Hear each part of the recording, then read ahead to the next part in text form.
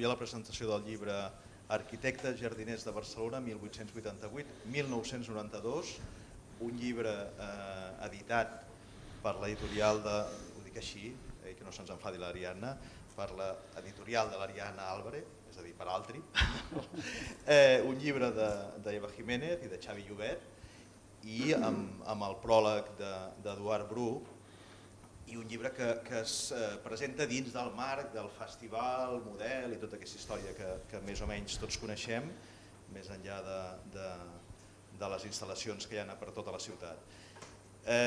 Jo vull poca cosa més que donar-vos la benvinguda, donar-vos les gràcies per haver vingut presencialment aquí, i els que no heu vingut, ho sento per vosaltres perquè us ho perdreu, perquè després m'han dit que tenim un cava que ens porta l'Antoni Falcón, que ara, a més, es dedica a tot el tema del cava a través de vins de taller. Per tant, els que no heu vingut i ens seguiu per Instagram, feu bé de seguir-nos per Instagram, però el proper dia veniu i poder també hi haurà cava. Dit això, bàsicament esteu a la llibreria de la cooperativa d'arquitectes Jordi Capell. Nosaltres venem llibres, per tant, si a algú li ve de gust, quan s'acabi l'acte, podeu comprar el llibre i us el dedicaran als autors. I els que no esteu aquí, ja sabeu, els que ja ens heu vist d'altres presentacions, ens podeu demanar també el llibre per Instagram, ens poseu el vostre nom a través d'un directe i us l'enviem allà on estigueu. Jo poca cosa més, donar la benvinguda també als ponents, avui amb Eduard Bru, amb els autors, amb el Xavier Llobet i l'Eva Jiménez, amb Marta Rivero de l'Institut de Parcs i Jardins, i amb el Marc Manzano, que ja és un dels habituals de la cosa, diguem-ne. Però en tot cas, molt benvinguts a tots. També tenim una fila zero, perdó, que em deixava, l'Antoni Falcón, que el tinc allà baix, que encara que no estiguin aquí, diguem-ne, junt amb l'Ariana estarà a la pantalla de la televisió. L'Ariana bàsicament perquè està a Chandigarh, està a la Índia i no li anava gaire bé de passar-se aquesta tarda per aquí. A més també tindrem una fila zero amb el Carles Casamor, amb el Toni Casamor, amb el Jesús Martínez, amb el Pau Martínez, amb la Concepció Peix i amb el Lluís Riudor, m'han dit. No sé si són tots o no, però esperem que sí, perquè no us veig, amb els focus aquests no ho veig gaire. Jo només dic que és un llibre que ja els hi vaig dir a l'Eva i al Xavi, que el trobo bastant espectacular. Ja us ho vaig dir el dia que ens vam veure, perquè ens vam veure el dia de Sant Jordi, que vam venir a signar, i bàsicament perquè parla d'un moment, quan estrenem, diguem-ne, el Pla Cerdà, i tot el que passa a nivell de Parcs i Jardins de Barcelona, fins al moment en el qual es recupera l'espai del parc d'atraccions de Montjuïc i com es torna, diguem-ne, a enjardinar, i ho fa repassant cada un dels personatges que intervenen a la ciutat, a part com a directors, diguem-ne, del que ara seria l'Institut Municipal de Parcs i Jardins, amb personatges com Alfons Seré, o com el Rubió Tudurí, o el mateix Casamor, o l'Antoni Falconi, sense deixar-se un Gaudí, i gent, diguem-ne, d'una dimensió diferent. En qualsevol cas, a mi em va semblar, ja us ho dic, fantàstic, ja el vam presentar per la ràdio i vam disfrutar moltíssim, i vaja, us encomano que també el gaudiu. Moltes gràcies.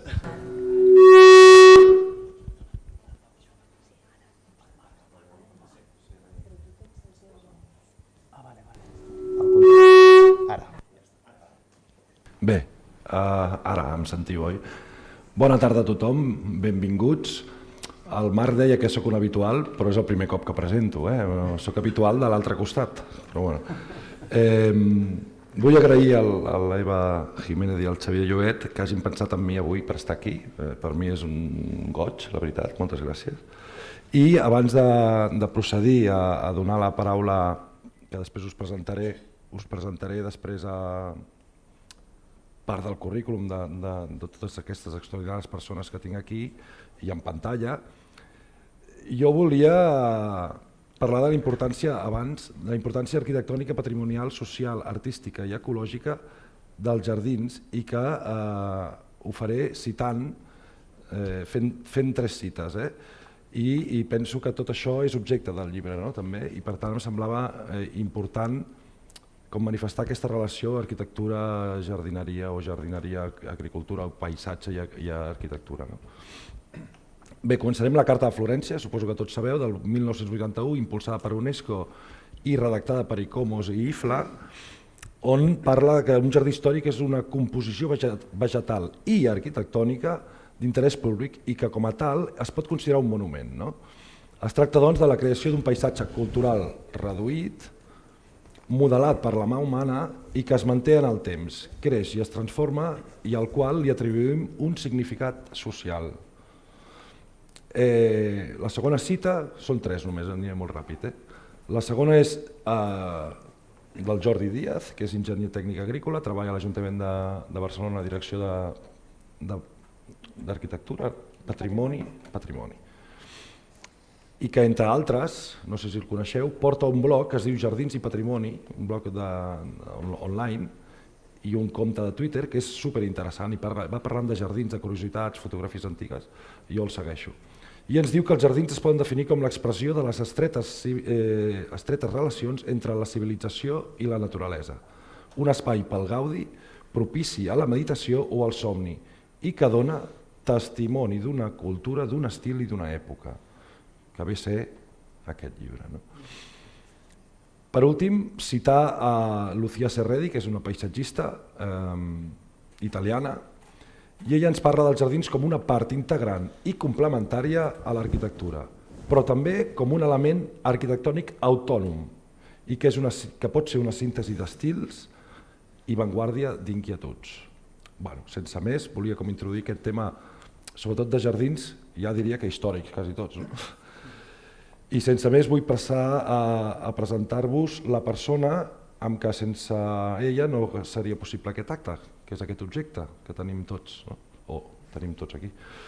I que es tracta de l'Ariadna Álvarez, que pels que no la coneixeu, és arquitecta i que, tot i disposar de gran experiència professional, i com a docent també, l'any 2010 funda la seva pròpia editorial.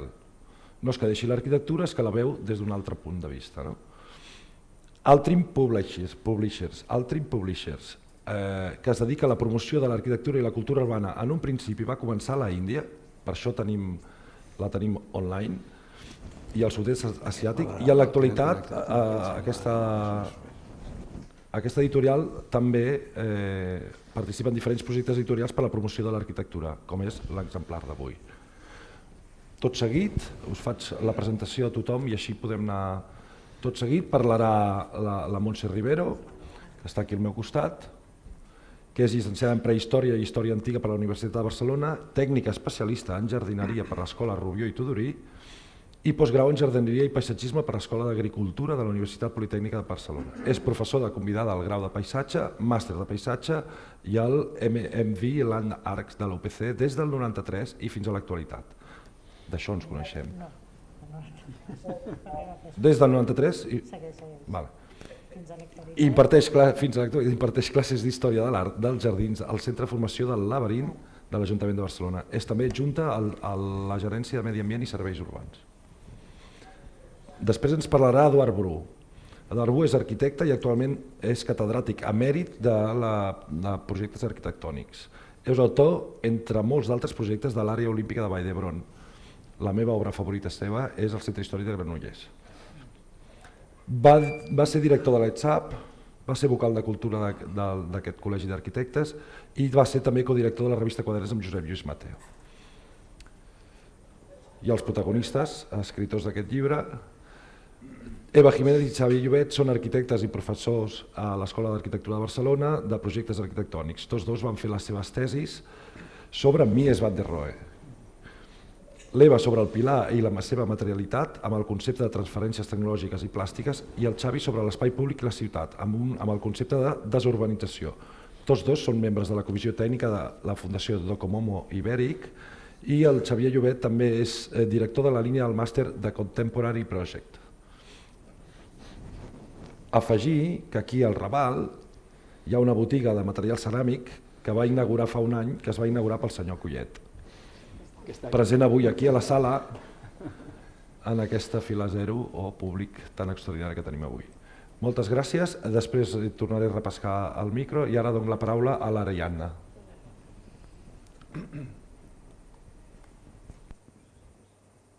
Bueno, suposo que esteu sent.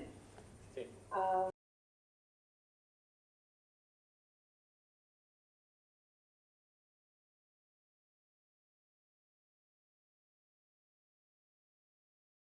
Amb el vi que us prendreu quan acabeu, així que la veritat és que no estic aquí perquè no puc, però si no estaria aquí molt de gust amb tots vosaltres.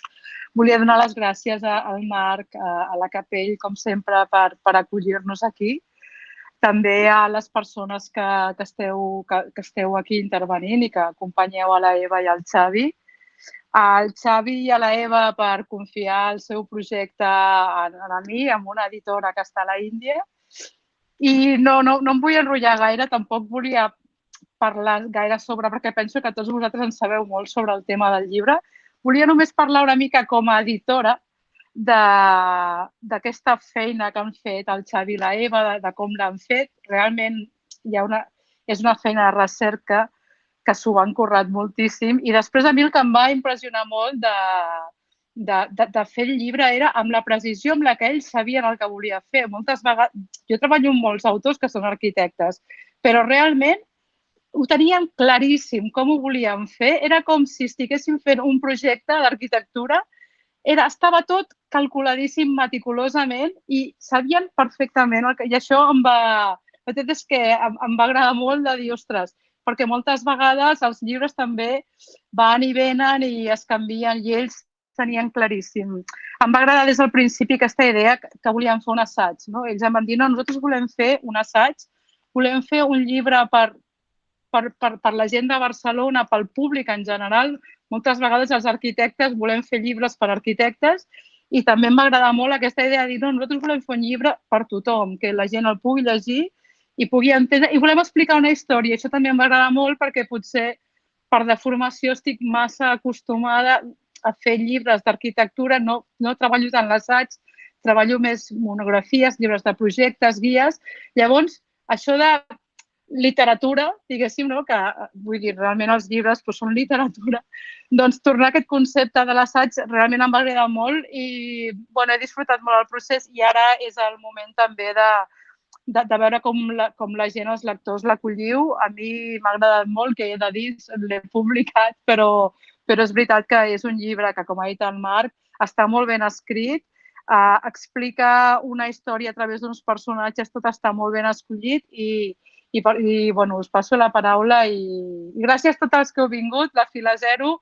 Segur que hi ha molts amics aquí que no els puc veure i espero veure's tots molt aviat, així que una abraçada i tinc ganes de sentir tot el que dieu tots, que serà molt interessant. Gràcies. Hola? Hola? Ara? Hola, hola? Em sentiu? Sí? I sense micro també?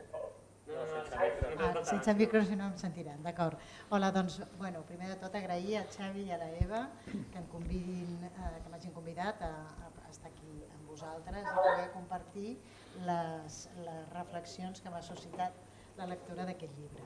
Primer comentar-vos que vaig conèixer Xavi amb una bienal de paisatge i del pensament fa ara 2 anys, estàvem en plena pandèmia o a la sortida de la pandèmia, era tot virtual i després vam coincidir amb Eva i amb Xavi també amb una feina feta per la Fundació de Comú Ibérico que estem intentant recuperar els jardins de l'arquitectura dels jardins de Catalunya, concretament del moment, una feina que està gairebé tota per fer. Llavors, ells en aquestes sessions de treball em van comentar el seu interès en reivindicar concretament la figura de 2 persones que havien treballat moltíssim amb l'espai públic de principis dels principis de la segona meitat del segle XX, que era Lluís Riudor i Joaquim Maria Casamor. I llavors, a partir d'aquests personatges, ells el que fan és fan una retrospectiva i se'n van a pensar, a treballar les persones que han construït el verd de la ciutat, aparellant-los amb binomis, no? Fontserè i Gaudí, Forestier i Rubió, Riudor, Casamor i Falcone com a successors. Abarquen d'aquesta manera des dels anys 70 del segle XIX fins a finals del segle XX, gairebé molts anys d'història. El que volia era compartir amb vosaltres una mica les reflexions que m'ha suscitat la lectura d'aquest llibre, com deia, i que van en 3 línies. Primera, la dels jardins inscrit dins de les obres d'art, com l'art del jardí, perquè el jardí és un fet artístic, el jardí i els parcs són un fet artístic. Segona, l'evolució del verd urbà, l'aparició dels espais verds públics i com s'ha desenvolupat el verd de Barcelona. I la tercera, reflexió també sobre aquest llibre, sobre quin gènere, quin estil de llibre havia llegit. Per tant, començo pel principi. Els jardins i els parcs són una obra conjunta de l'home i la natura. De fet, el Marc ja ens ha introduït aquest tema, i molts dels parcs i jardins que tenim a la ciutat són part de l'art del jardí per la seva qualitat compositiva i la qualitat artística. El llibre d'Eva i de Xavi inscriuen les obres d'aquests autors, d'aquests 8 personatges, dins de les corrents artístiques que són predominants en el període que ells han estudiat, que és el modernisme, el noucentisme, l'avantguarda i el realisme. Aquestes obres són, per tant, obra del patrimoni, són obres que formen part del patrimoni històric de la ciutat, del seu recorregut artístic, del seu recorregut cultural, i com a tant són obres que s'han de conèixer, de les quals moltes són força desconegudes, s'han de preservar, feina que també és important començar-la i tenir-la en compte, i òbviament també divulgar-la. Avui hauria d'estar amb nosaltres Marc Aureli Santos, que és el director de Patrimoni de l'Ajuntament, i ell hagués pogut parlar bastant més de tot aquest concepte de patrimoni. Jo ho deixo aquí. La segona reflexió és sobre el paper que els espais verds han tingut en el desenvolupament de la ciutat. I no seré jo la que davant d'un públic format majoritàriament per arquitectes i per urbanismes vagi a explicar quin és l'origen dels parcs i jardins públics a les ciutats, però sí explicar que l'higienisme, aquesta corrent de pensament intel·lectual que 2 dels biografiats expliquen molt bé i representen molt bé, perquè si no recordeu quin era el lema amb el que Josep Fontserè es va presentar al concurs del Parc de la Ciutadella en el 1870, que era exactament «Los parques son a las ciudades lo que los pulmones al cuerpo humano». L'higienisme està darrere de l'origen dels parcs i jardins en les ciutats del segle XIX, unes ciutats completament atapeïdes, unes ciutats en les que la gent vivia en llocs insalubres i on era necessari esponjar-les i proporcionar-les d'aire pur. Reflexionar una mica també com aquests parcs i jardins dispersos que es creen a les ciutats de meitat del segle XIX anem construint un sistema. Es va reflexionant sobre com aquests parcs han d'estar ajuntats, amb això els personatges explicats, especialment Forestier, és un gran teòric dels sistemes de parcs i de jardins, escriu la seva obra Grans Villes i Sistema de Parcs el 1908 i és ell qui influencia moltíssim en els autors que treballaran a la ciutat de Barcelona. Ell teoritza, després Rubió ho aplica després de forces reflexions i ho acaba aplicant sobretot amb una publicació que es presenta al Congrés Nacional d'Arquitectes de 1926 que es diu El problema de los espacios libres, i allà ell concreta aquest sistema de parcs de Barcelona, que no el crea ell de nou, perquè de fet hi ha Josely també orientat per Forestier. Josely ja l'aplica, treballa, després Romeu Porcel i Falqués en el 17, Josely en 1907 i ells en el 17 tornen a reflexionar sobre el plànol de la ciutat i aquest urbanisme verd, però és sobretot Rubió qui concreta només l'urbanisme verd, d'acord? Per tant, és una tasca que també se suma a la feina que feia l'Ajuntament de Barcelona, perquè a partir de 1910 l'Ajuntament comença a comprar terrenys per poder abastir la ciutat de futurs parcs públics. Per tant, és una feina no d'una persona, sinó de diverses persones que van construint aquest sistema d'espais lliures. El Pla Comarcal ho recull, el Pla General Metropolità del 76 també ho recull, i ara, de tot aquest sistema verd, li hem canviat el nom i li diem infraestructura verda. I li diem infraestructura verda perquè hi ha una intenció al darrere, i és equiparar el verd a totes les infraestructures grises que hi ha a la ciutat. El verd és avui tan necessari a les ciutats com ho és la infraestructura elèctrica, com és la mobilitat, com és l'abastament d'aigua, com és la de sanejament. Per tant, la salut al darrere del verd és un element de salut important per a les persones. Ho era en el segle XIX i avui ho torna a ser. En el segle XIX l'enemic a combatre eren els microbis, eren les bactèries, eren el que en deien ells les miasmes, avui a combatre la contaminació. Han passat gairebé 2 segles i tornem a necessitar el verd posicionat com un element essencial per a la salut de les persones. Jo diria que aquest paper dona bastant per reflexionar, no? Com hem sabut treballar a les nostres ciutats. Més enllà del paper higiènic, evidentment, els parcs i jardins des del seu origen i també ara tenen el seu paper social, d'esbarjo i de recreació. Òbviament, en el segle XIX eren els únics llocs públics on la gent podia anar a esbargir-se i a fugir de les seves cases estretes, i en canvi ara hi ha més opcions, però els parcs i jardins continuen sent un element essencial per a la societat, i aquesta idea social està darrere de totes i cada una de les obres que els 8 biografiats han treballat. Bé uns sigui planejant, uns altres dissenyant, uns altres construint, uns altres mantenint, però tots ells han treballat amb aquest rerefons d'idea social. I finalment també reflexionar una mica amb vosaltres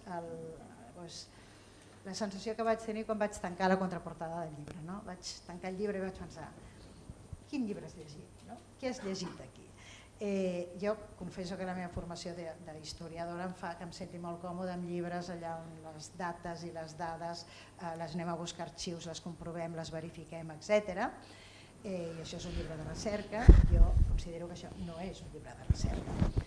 Això tampoc és una biografia, un llibre de biografies d'aquestes persones, perquè efectivament parla d'aquests personatges amb temes i coses concretes, i també perquè la construcció d'aquestes figures s'ha fet a partir de converses amb els fills, de converses amb persones que coneixen les obres, de converses amb persones directament, amb l'Antonio i la Patricia, que han treballat, i jo vull reflexionar que la història i la memòria no és exactament el mateix, tot i que són 2 maneres de tensar-se al passat, i que la memòria de vegades no explica allò que realment ha passat, sinó allò que nosaltres recordem amb les circumstàncies i els focus que hi estem posant. Recordo que l'última conferència que va fer Rubió, que la va fer aquí i que conec gràcies a Carles Casamor, que ens la va passar quan era el nostre professor a l'Escola de Jardineria, Rubió explicava la seva exposició dels seus records del 29 i deia: es tracta dels meus records, així que no estic obligat a explicar la realitat històrica, sinó exactament els meus records. Per tant, descartat el llibre de recerca, descartat el llibre de biografia clàssic, em quedava efectivament l'assaig. I és exactament això. Per mi aquest llibre, l'IEC defineix l'assaig com el gènere en prosa no narratiu que aborda de manera lliure els problemes més diversos. I per mi aquest llibre que han escrit Eva i Xavi és exactament això, és un assaig sobre l'evolució lliure, un assaig lliure sobre l'evolució que ha tingut el verd de la ciutat. Per mi no és una història de l'urbanisme verd de Barcelona, per mi no és una història del servei de parcs, és exactament allò que vosaltres heu volgut destacar d'aquesta evolució del verd de la ciutat al llarg de tot aquest temps. I jo, de fet, per acabar, m'agradaria posar un símil jardiner. Jo veig aquest llibre, aquestes 8 persones biografiades, com aquells camins que hi ha en els jardins tan típics dels anys 50 als 70, un camí de gespa on hi ha unes lloses de dimensions i de formes diferents, com ha estat diferent l'aportació que totes i cada una d'aquestes persones que es troben en el llibre han fet o han contribuït al verd de la ciutat. Gràcies per la seva atenció, gràcies Eva i Xavier, sobretot per la vostra inquietud i per posar aquest tema sobre la taula, que sempre està bé que se'n parli.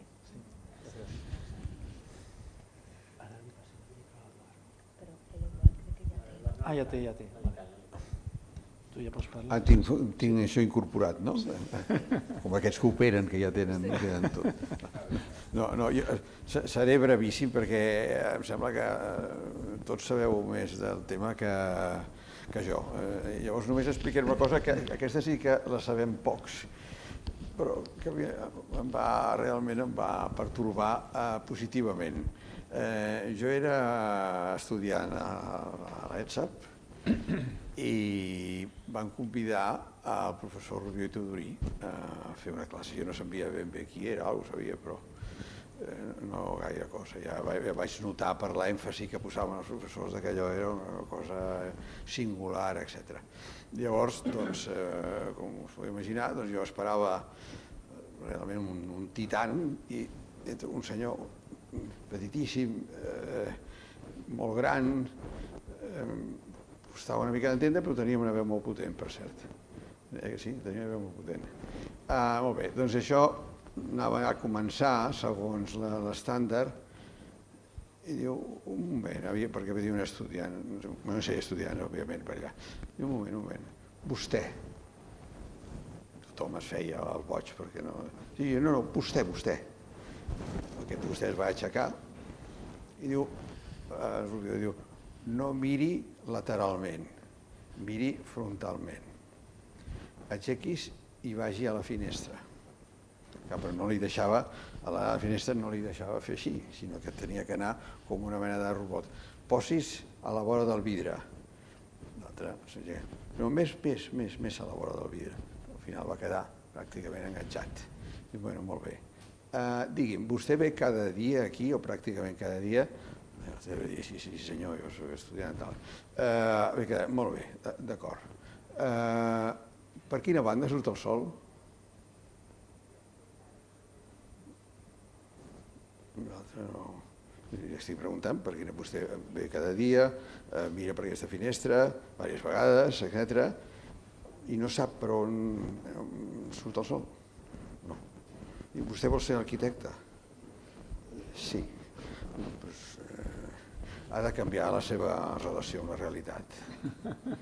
Ha de canviar la seva relació. Llavors hi va dir una sèrie d'objectius molt macos que he oblidat, però que havien van deixar lletra ferit d'alguna manera, perquè esclar, allò era intens i era molt més útil que 50.000 totxos que a vegades es fan pel món. Veure aquell senyor gran, petitíssim, amb una gran autoritat, dient-li aquell, convidant-lo a amarar-se de realitat. Què més vol un arquitecte, no? Ja està.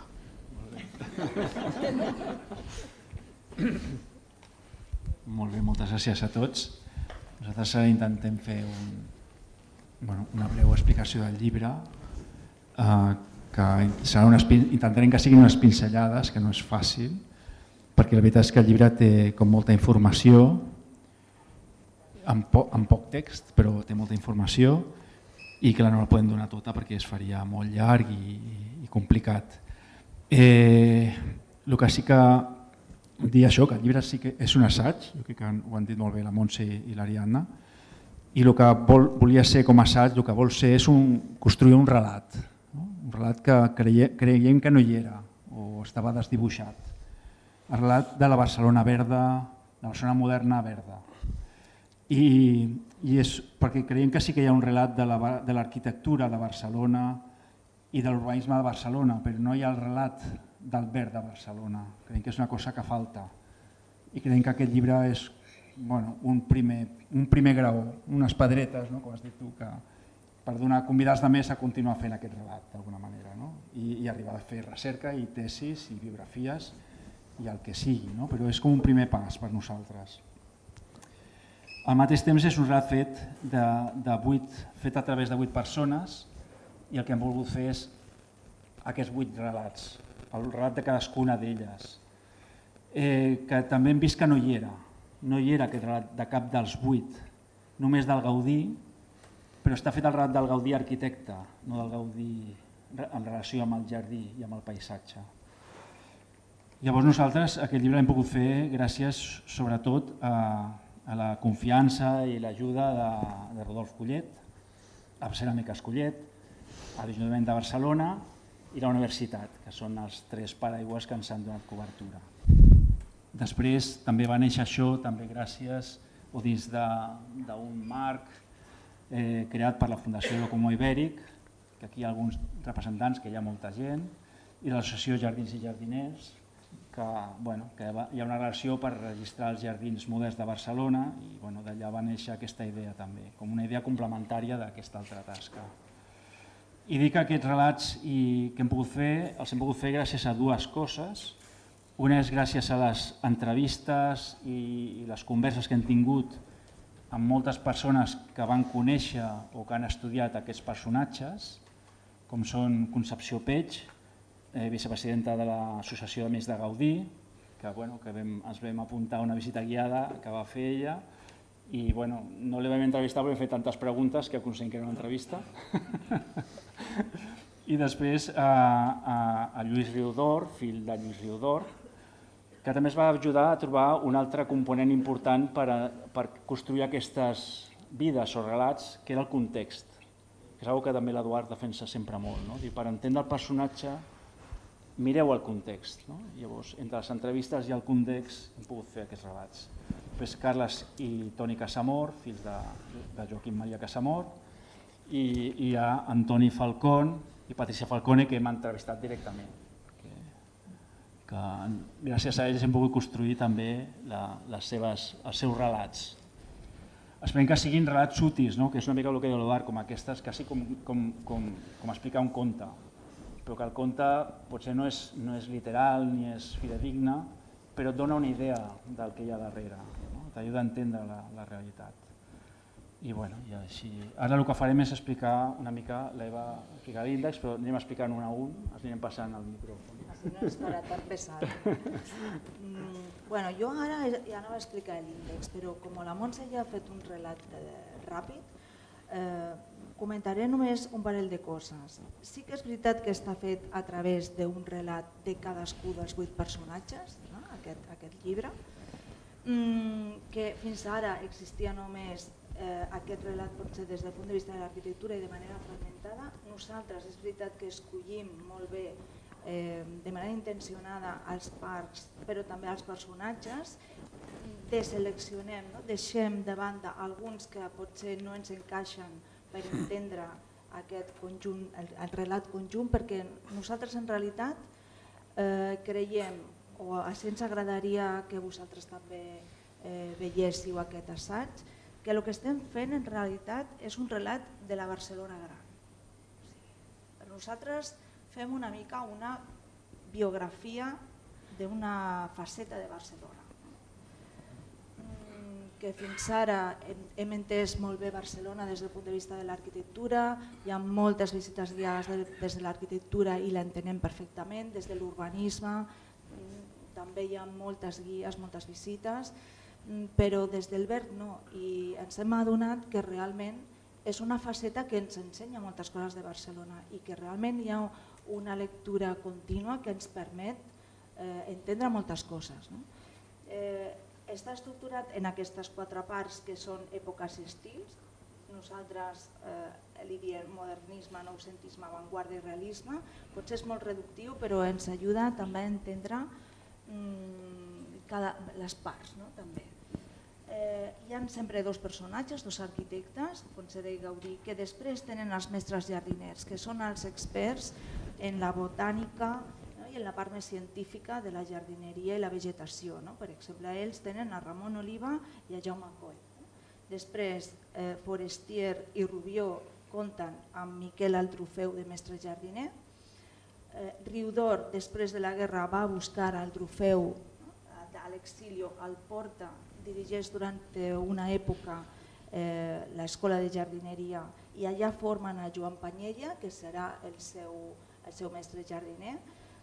I després, Antoni Falcón, que és el que llevarà la direcció de la propera fase, l'última fase, que per nosaltres hem dit realisme, que s'ajuda a entendre bastant aquesta època, encara que s'estén molt més al principi i segurament que actualment nosaltres ens guiem també per aquesta manera de treballar, però ell és el mestre jardiner i aquí passa el contrari, ell és el que es dona compte, ell té tot el coneixement de tota la part botànica i científica, és gestor, també té la formació en empresa i ell és el que va a buscar a l'equip tècnic que li falta. I en aquest cas, al contrari, és un mestre jardiner que dirigeix i s'equipa, diguéssim, d'un equip tècnic d'arquitectes que liderarà Patricia Falcone, que vindrà de la mà d'Oriol Bohigas. Després també hem escollit alguns moments rellevants, com és l'exposició del 88, la del 29, l'entrada d'Espanya a la ONU i les Olimpiades del 92, però nosaltres, més que com a event important, per nosaltres és el context històric, cultural, però sobretot polític que hi ha darrere i que permet que les coses es facin. A més, és una voluntat política que hi ha darrere perquè aquests jardins es puguin fer possible. Gràcies. Abans, entre els entrevistats, m'he oblidat de mencionar a Jesús Martínez i Pau Martínez, que són familiars de Rubió i Tudurí, d'alguna manera també. Del qui no hem tingut cap contacte ha sigut de Fontserè, que ja és molt lluny, i d'aquí sí que el context ha sigut l'únic factor per construir el personatge de Fontserè. Bé, doncs nosaltres ara explicarem un a un cada un d'aquests 4 moments, intentarem explicar allò més important per no allargar-ho i desdibuixar el personatge en tan poc temps. Dir que la primera parella, que d'alguna manera sempre són mestre i deixeble, d'alguna manera, i que entre els dos, en totes les èpoques, tot i que són molt diferents, construeixen un projecte més o menys comú. La primera època, el context principal és el del modernisme, és un moment que està construint-se culturalment un país, una època, una modernitat, i és un moment que és molt important la invenció, i la tecnologia i l'enginyeria.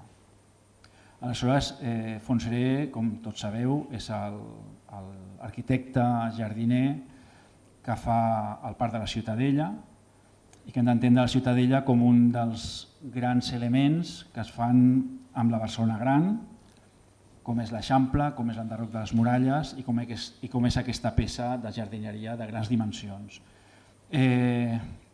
Tots aquells dels que parlem són jardiners moderns o postmoderns, que tenen relació amb la construcció i la creació del parc públic, d'alguna manera.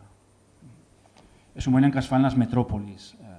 París es trinxa, Barcelona s'eixampla, Viena es fa la Ringstrasse i es complementa una zona no construïda, cada una amb la seva manera. La ciutat té la seva pròpia personalitat. I de totes aquestes ciutats, també els parcs són una mica diferents als parcs de Barcelona, perquè a les grans capitals europees com París, Londres o Madrid són ciutats on els parcs que s'hereden són els parcs de les monarquies i de l'aristocràcia que s'obren al públic, es fan públics.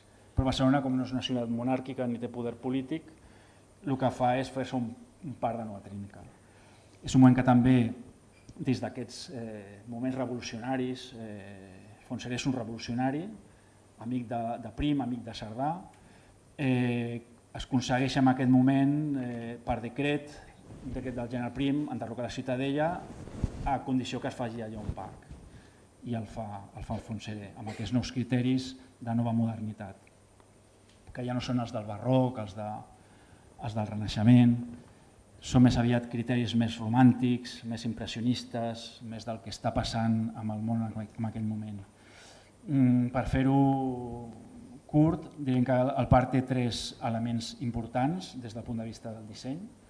Un és un passeig perimetral per carruatges, que és un element que fa de filtre entre la ciutat i el parc.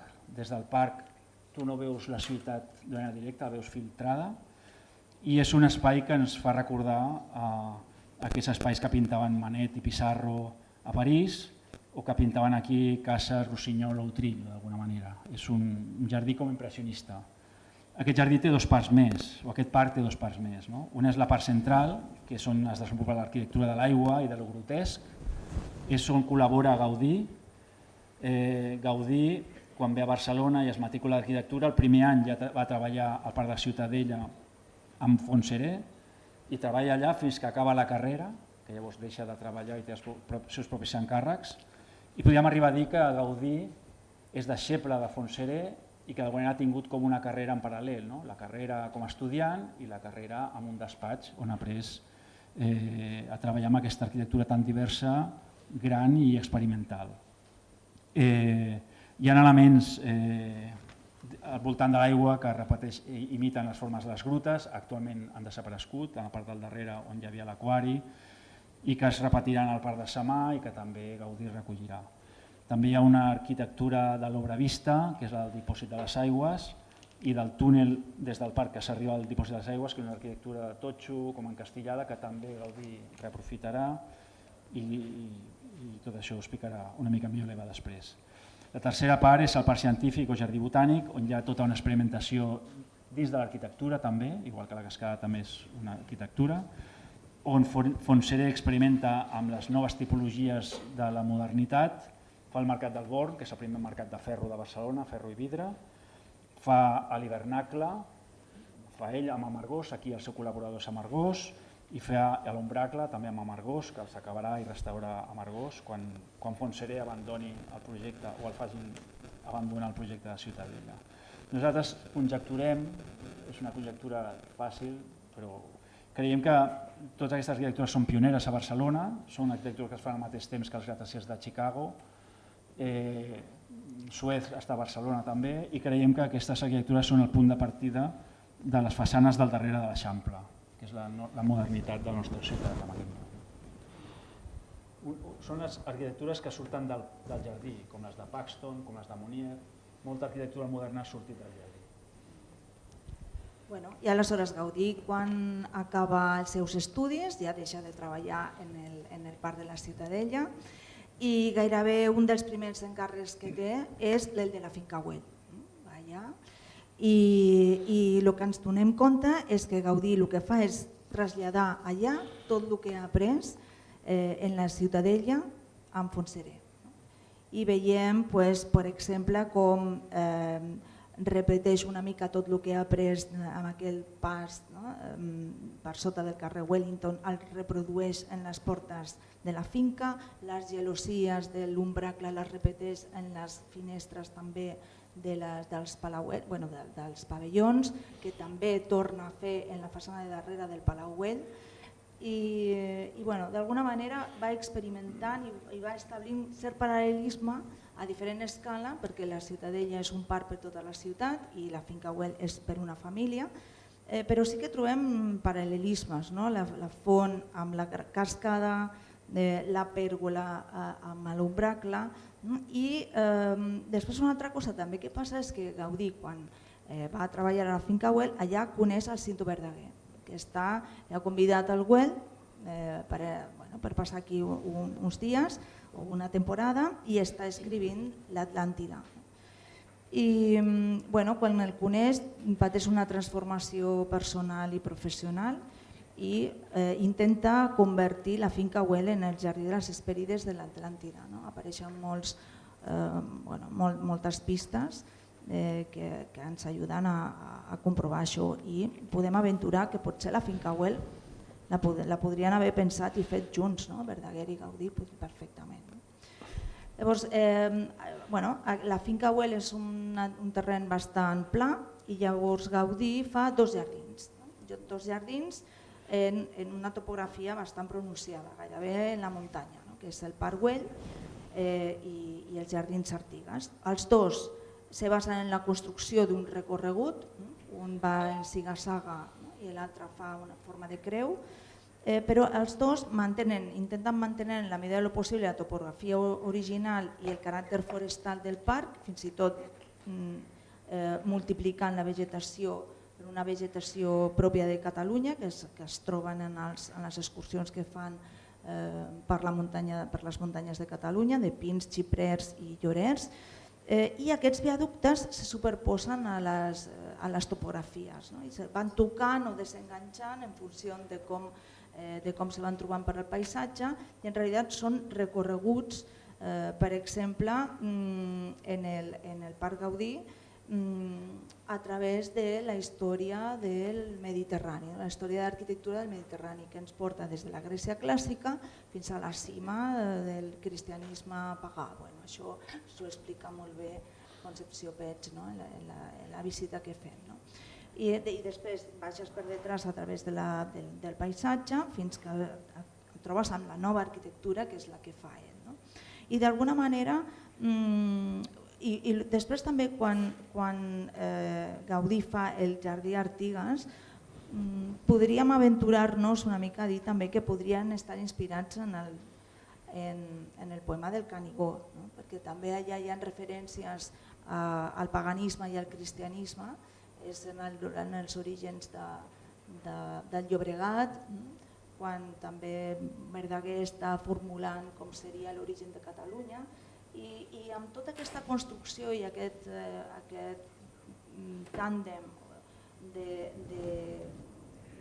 Gaudí i Cinto Verdaguer, nosaltres ens els imaginem bastant com un tàndem, i ens serveix per entendre l'arquitectura de Gaudí o la jardineria de Gaudí com una jardineria narrativa. Se val bastant d'aquesta literatura de Verdaguer per construir, és la seva inspiració per construir els jardins. Perfecte, gràcies.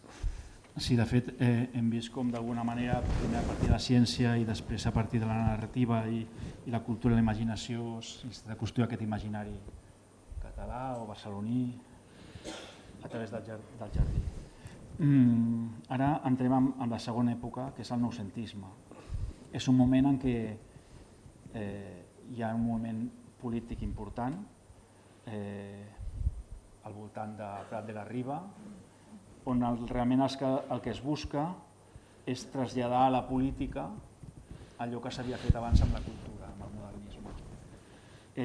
És un moment en què el que es vol és transformar el territori en un element més eficient, fer eficient el territori, fer eficient el país, que funcioni, i Prat de la Riba inventa aquell concepte que és el del regionalisme, gràcies al qual acaben agrupant les 4 províncies i a més també amb el que és el Pla de Barcelona també promouen l'agrupació de municipis per poder-lo planificar. És un període on ja no s'està inventant i construint o reinventant l'arquitectura ni la cultura, sinó que s'està mirant de planificar el territori i fer eficient la ciutat.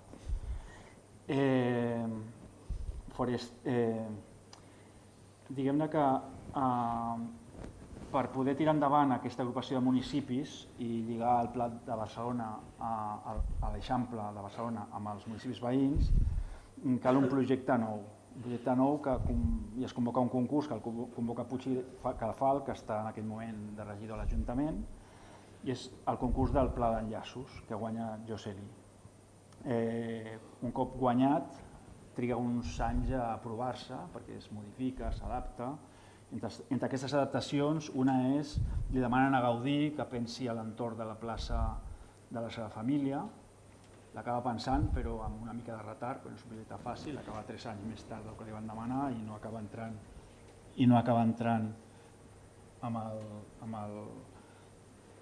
amb el pla, i és la plaça que tenim a la portada del llibre, que d'alguna manera reivindiquem una mica, creiem que encara es podria fer, pensem. I cada Eduard també pensa el mateix. Jo estic totalment a les vostres ordres.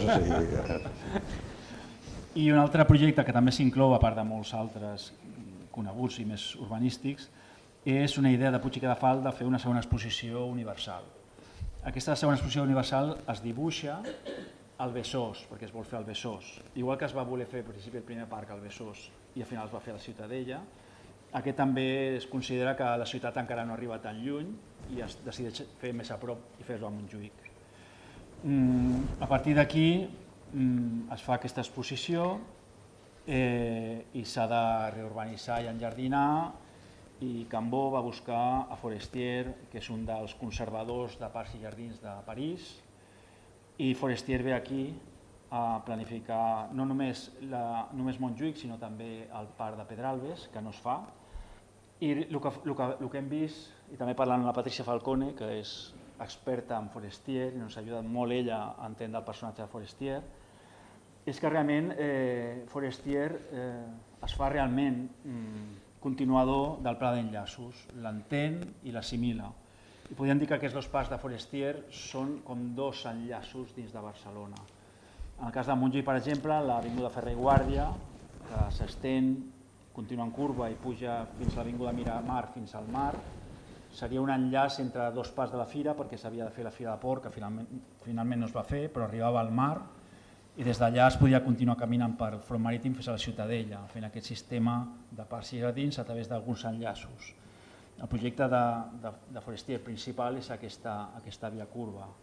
O en el cas del parc de Pedralbes, que no es farà, també la diagonal no té un final, encara no s'ha construït fins allà, i el que fa és provocar un gir a la diagonal, un quiebro, per empalmar-la amb la carretera que porta al Garraf, que empalmaria o enllaçaria amb les ciutats jardí del Garraf, les ciutats de cap de setmana.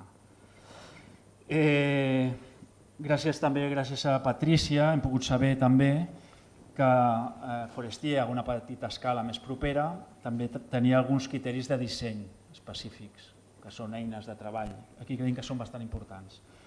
En el cas de Montjuïc, ell treballa en dos tipus de jardins.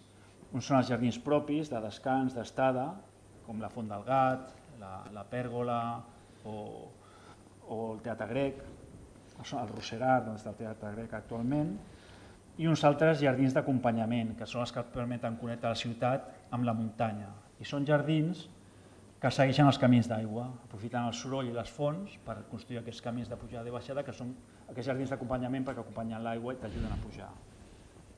Com es va comentar la Patrícia també, és important dir que són uns camins molt construïts, perquè per Forestier era important tenir la concepció o la consciència de que són jardins urbans, parcs urbans, i que tu al avançar per un camí construït tens la sensació de no haver sortit de la ciutat, integres el parc dins de la trama urbana. I això és una cosa que ho complementarà amb una cosa que després comentarà l'Eva, que seria com el negatiu. A part, com hem vist, si Forestier i Gaudí treballaven amb espècies autòctones de colors verds i marrons, Forestier continuarà amb aquestes espècies, però introduirà algunes espècies noves de Sud-amèrica i alguna de Balears, amb les quals s'introduirà el color. Amb la tipuana, la xicranda, eritrina i la bella ombra introduirà el blanc, el groc, el blau i el vermell. Aleshores, l'aportació... Intentarem anar una mica més ràpid, perquè és que si no... Només direm una cosa. Sabem que hi ha moltes més, però una de cada. Vinga. De Rubió, per completar això que ha explicat el Xavi, del negatiu, el més important, creiem, que fa Rubió és el sistema de parcs, concep el sistema de parcs per a Barcelona, que està inspirat en la publicació que fa Forestier de les grans viles i sistemes de parcs, que a la seva vegada ell s'inspira en el Public Park d'Olmsted, que és l'americà que ha fet el Central Park de Nova York. I aleshores el que fa Rubió és una constel·lació de parcs connectats per unes vies parc. Aquesta és la manera d'implementar aquest sistema a Barcelona. I de tal manera que quan tu vas per aquestes vies parcs tens la sensació de que continues dins del parc, encara que estàs atravessant la ciutat. És una mica el contrari, és el que fa Forestier amb aquests jardins d'acompanyament, que tu vas en realitat per la muntanya, però aquests jardins d'acompanyament te van acompanyant perquè tu tinguis la sensació de que a la seva vegada també estàs a la ciutat. I és aquesta combinació d'aquest tipus de vies parc. Tenim un fragment d'aquestes vies parc en la Diagonal, que va de Francesc Macià al Parc de Cervantes, que per primera vegada Rubió incorpora els criteris del jardí de paisatge. Llavors, entre aquests dos, Forestier i Rubió, incorporen tot el jardí de la Mediterrània i aquí per primera vegada podem dir que Rubió incorpora aquest jardí de paisatge. I amb això Rubió culmina, diguéssim, d'alguna manera l'obra de Forestier, continuant aquest pla d'enllaços i aquest sistema de parcs i després ja acabarà amb el regional planning per a Catalunya. Perfecte. Intentarem ser una miqueta més ràpid perquè 8 són molts, encara que els expliquem molt sintèticament. Però bueno, ara tenim aquí els familiars també. Ara entrem en una època nova, entrem en la postguerra espanyola, que és un moment de dictadura, de repressió i de corrupció. Però aquí tenim a 2 jardiners de resistència, treballant a Parcs i Jardins, però que no tenen res a veure amb el sistema dominant. Que són revolucionaris, són llibertaris, però estan allà fent la seva feina, com molta gent que va estar aquí a Barcelona. Són 2 personatges que es complementen, com tots els anteriors, però cadascú, com els anteriors, té la seva pròpia personalitat. En aquest cas, la manera de treballar i cercar la llibertat en aquests 2 casos és a través de l'avantguarda. Diguem-ne que si Lluís Riudor és un arquitecte més del GATPAC, de fet és un membre fundador del GATPAC, possiblement Casamor és més com del grup R, però que són 2 moviments com complementaris, diferents però complementaris. Riudor és això, va ser fundador del GATPAC i quan va haver la guerra, a diferència dels seus, i quan va acabar la carrera, perdó, a diferència dels seus companys, en comptes de muntar un despatx, va entrar a l'administració pública i va entrar al plano de la ciutat.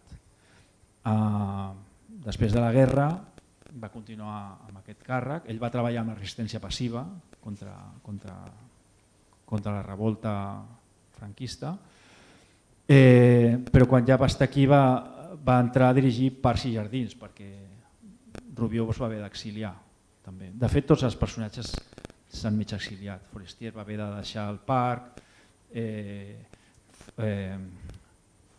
Forestier va haver de deixar Montjuïc per la dictadura de Primo de Rivera, Rubió per la dictadura de Franco, i és com una successió de casos de clons, quasi tots aquests jardiners tenen una biografia semblant. Quan va dirigir Parcs i Jardins tenia aquesta impronta d'haver treballat amb el plano de la ciutat i sobretot també de la visió moderna i funcionalista del GATPAC amb la qual s'havia format i va començar a treballar amb el sistema de parcs de Rubió, perquè quan va arribar a la direcció de Parcs i Jardins va trobar-se ja tot el material que havia deixat Rubió, el seu treball amb el qual va fer les oposicions, on plantejava aquest sistema de Parcs i Jardins. Aquesta és la base de treball de Riudor i de Casamor. Van continuar complementant aquest sistema de parcs i construint-lo, a partir moltes vegades del terreny comprat a la República. Per Riudor també va trobar alguns criteris, té els seus propis criteris de disseny que també són importants. Per una banda, que els parcs estiguin ben connectats amb la trama urbana, fent bons accessos a partir d'avingudes o punts singulars que lliguin bé amb la ciutat. No són peces aïllades al mig de la trama urbana, sinó que intenten enganxar-se al màxim com es pugui amb elles. Després també es considera com a llocs d'estada pel barri, on tota la població pugui accedir a aquests parcs i jardins i els considera que han de tenir un ús social i un ús lúdic. En aquests parcs ell és on col·loca els llocs de jardí, els parcs infantils. És una cosa que estava passant a Europa ja amb el Doganell i molts altres, però que els ficaven a la ciutat. Riudor es col·loca amb els parcs perquè té l'experiència prèvia, que és amb la qual ell entronca, que és de l'Escola Moderna de Ferrer i Guàrdia, que després va tenir continuïtat amb l'Escola del Bosc, amb l'Escola del Mar, amb l'Institut Escola, que eren escoles que estaven a Montjuïc, que estaven a Ciutadella i que estaven a la platja, i que d'alguna manera consideraven que la formació del nen s'havia de complementar amb la formació en contacte amb la natura. I d'alguna manera és el que fa Riudor, fa entrar els nens dins del parc perquè es formin amb la natura. Riudor va també, seguint el projecte de Rubió i Tudurí, va començar a reforestar tot el Tibidabo, una mica com s'havia fet a Montjuïc. i tenia la necessitat, com va tenir també Casamor, de sortir fora d'aquest ambient asfixiant i de sortir a l'estranger. Llavors va participar en un primer congrés que es va fer a Londres d'arquitectes paisatgistes, que va ser un èxit, i on van decidir que això havia de tenir continuïtat, i va ser un moment en què entre 17 directors de parcs i jardins de diferents ciutats d'Europa van fundar l'IFLA, que és la International Federation of Landscape Architecture, que actualment encara existeix i de la qual avui no sé si han vingut, però Marina Cervera, que és directora del paisatge, és vicepresidenta d'una secció, i Enric Batlle també amb el seu màster i grau de paisatge també està en relació amb aquesta institució. S'ha de dir aquí que amb aquests congressos i institucions, Ridor va ser fundador i també va continuar en Casamor perquè de fet es tornaven. Ara vas tu, ara vaig jo i anaven treballant com un equip d'alguna manera. Dir que Ridor tenia un altre tret important amb la seva formació, i és que de molt jove també es va fer membre del Centre Excursionista de Catalunya, on van haver socis Verdaguer, Pompeu Fabra, el mateix Ridor i molts altres, i ell va conèixer allà el botànic Pius Fontiquer, que donava classes a la natura, impartia classes de botànica, etc. I va ser el fundador del primer jardí botànic històric de Barcelona que va fer a la Ciutadella, que era el jardí experimental, i va promoure que posteriorment, perquè no va poder fer-ho, perquè també va ser un reprimit de la dictadura, portar-lo a Montjuïc.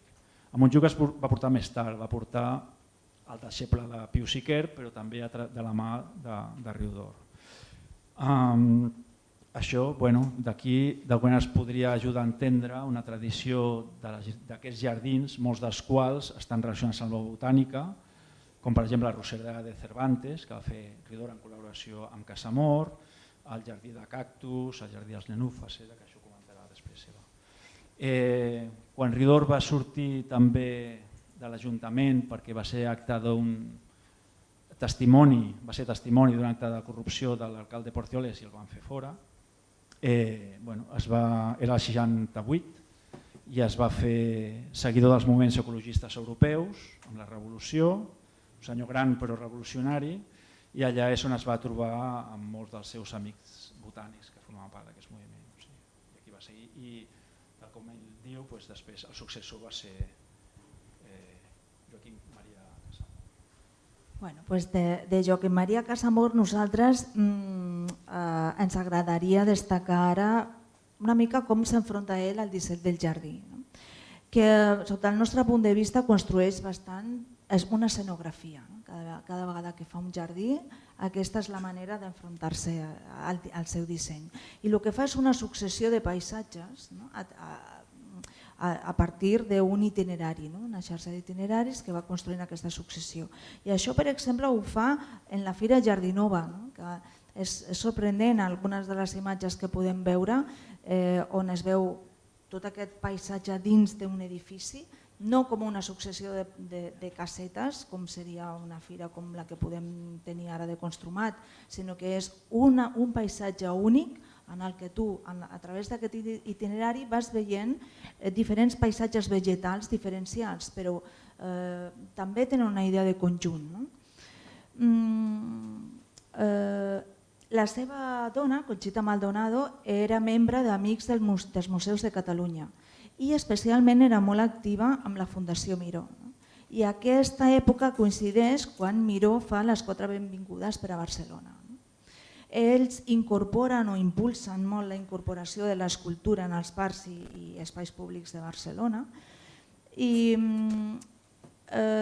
Casamor ve bastant, és com la suma del punt de vista de la pagesia, que és d'on ve la seva família, i l'agricultura i les arts, que també té un germà, Anton Casamor, que és pintor i escultor.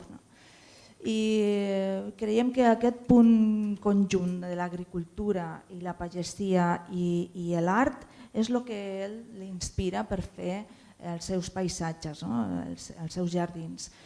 Casamor convida a Manel Ribas Piera, que és fundador del grup R, a escriure a la revista de Parcs i Jardins, i nosaltres formulem la hipòtesi que Ribas Piera agafa d'aquí el punt de vista del paisatge i potser això li convida a formular en el 1984 el postgrau d'Arquitectura del Paisatge, que posteriorment Rosa Barba el converteix en el màster de paisatge i actualment ja existeix la carrera de paisatge que lidera Enric Batlle. I d'alguna manera veiem Riudor i Casamor com els que lideren o dissenyen el paisatge des de la modernitat o des de les avantguardes. Riudor ho fa bastant com a membre del GATPAC i aquesta primera època més funcionalista que té la modernitat, i en canvi Casamor més proper al grup R, aquestes dues vessants que té la modernitat. Sí, sempre en aquestes falles hi ha una visió com més tècnica inicial i una més artística posterior perquè es complementen d'alguna manera. I ara parlarem de la quarta època, que és la que considerem que és del període democràtic i que culmina amb les Olimpiades. Després tenim continuïtat amb el Fòrum 2004 i una mica més, però correspondria amb aquesta època d'alliberament, etc. Dir que amb el període anterior van haver molts problemes amb el poder polític. A Riudor el van fer fora, però Casamor també va intentar deslligar-se del poder per no tenir aquest contacte amb la corrupció i estar el més possible. I aquí es va produir un cert buit de poder, perquè quan va entrar Falcón es va trobar una mica com va haver de reconstruir-lo. Què havia passat? Que els parcs i jardins que s'havien dissenyat fins a Casamor, a partir d'aquell moment es dissenyarien projectes urbans i parcs i jardins havien perdut la capacitat de fer projectes. O sigui, va haver aquest desplaçament cap a una altra direcció. Ell entra com a director tècnic i després es convertiria en director gerent. Però ell creu que ha de recuperar la capacitat de gestionar i de projectar el verd de la ciutat. I al final el que fa és reformular els criteris. Ell el que fa és també tornar a tenir trobades amb altres directors de parcs i jardins de ciutats europees i amb ells buscant quina nova sortida ha de tenir la jardineria urbana. I veuen que el que han de fer és jardineria sostenible. El seu lema és jardineria sostenible perquè el manteniment és molt car, la ciutat i les ciutats han crescut molt, el verd també i costa molt mantenir-lo. Per tirar-ho endavant inventen un concepte, un model, un mètode de treball que és el de la jardineria diferenciada, que està basada en el manteniment i divideixen per tipologies les diferents parcs i jardins de la ciutat en funció del manteniment que requereixen. Parlen primer de parcs i jardins històrics, entre els quals podrien considerar tots els anteriors, després parcs urbans i places, després parcs i espais forestals i finalment l'arbre viari. Cada ciutat busca les seves maneres de millorar aquest manteniment i de fer sostenible la jardineria. Hi ha una que és comuna, que és treballar en plantes autòctones, però en el cas de Barcelona hi ha una específica que descobreix Antoni Falcón, que és el de reutilitzar les aigües del freàtic. Primer comença experimentant-ho a la Via Olímpica, aconsegueix regar tots els jardins de la Via Olímpica a nivell freàtic i posteriorment això ho exporta al resto de Barcelona, de tal manera que actualment tot l'arbre viari de Barcelona es rega amb aigua del freàtic. Al mateix temps ha de pensar una estratègia no només de manteniment sinó de projecte o de construir més jardí o de fer més verd de la ciutat. Aleshores això ho fa a través de la gestió. Com que no pot fer parcs grans, almenys al principi, el que fa és muntar un equip, el que reintrodueix o introdueix aquí la figura del conservador del parc i anomena un conservador del parc per cada districte, en el qual ja té un equip de 10 conservadors. Munta trobades mensuals, a les quals convida els alcaldes de districte i aconsegueix, parlant amb aquests alcaldes, fer petits miniparcs, que és el que ell diu parcs de proximitat. Perquè a part de tenir aquestes trobades amb els conservadors de parcs, també fa una trobada anual amb experts en jardineria mundial, entre els quals Gilles Climent. Gilles Climent es dona la idea aquesta de parlar o parlar en comú del jardí de proximitat, que acaba sent el jardí de butxaca, que va impulsant en tota la ciutat. Per ell és important que cada persona trobi un petit espai verd, per molt petit que sigui, a 5 minuts o a 500 metres. I demana a cada conservador de districte que construeixi un cada mes. 10 per 10, durant 10 mesos de l'any, no durant els 12. 10 per 10 són 100 petits espais verds a l'any.